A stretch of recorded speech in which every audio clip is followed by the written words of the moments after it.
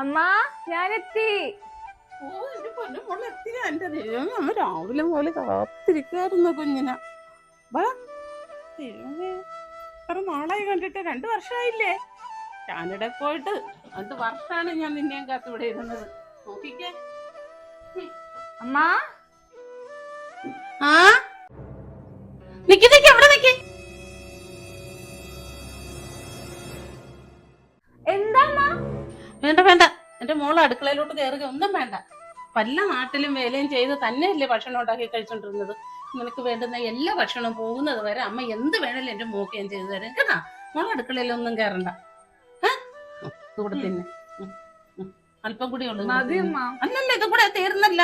തിന്നെ, 2 ഇഡലി എടുത്തോളമ്മ. തിന്നെ. എന്റെ മാളങ്ങ് കോലം കെട്ട് നമ്മുടെ കയ്യിൽ നിന്നുള്ള ഭക്ഷണം കിട്ടാത്തത് അറിയാനുണ്ട് നിന്റെ ശരീരം കാണുമ്പോ. ദൈവമേ. 1 week later.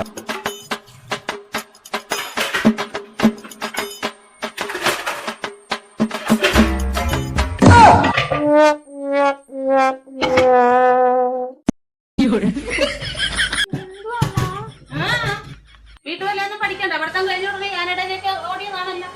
വല്ലതും അറിയാവോ? വല്ലതും തേച്ച് കഴുകാനാ, വല്ലതും ഉണ്ടാക്കാനോ, വല്ലവന്റെ വീട്ടിലൊക്കെ പറഞ്ഞു വിടേണ്ടതാണ്. ചെയ്താൽ മതി. കഴിക്ക പാത്രമൊക്കെ തേച്ച് കഴിക്കാനോ നോക്കട്ടെ. കഴുകാൻ അറിയാവാന്ന്. അയ്യോ, ആ പാത്രത്തിൽ നോകുന്നു. അങ്ങോട്ട് ഒരച്ചങ്ങോട്ട് തേച്ച് കഴുകടിയാകുമ്പോ ഒരുമാതിരി.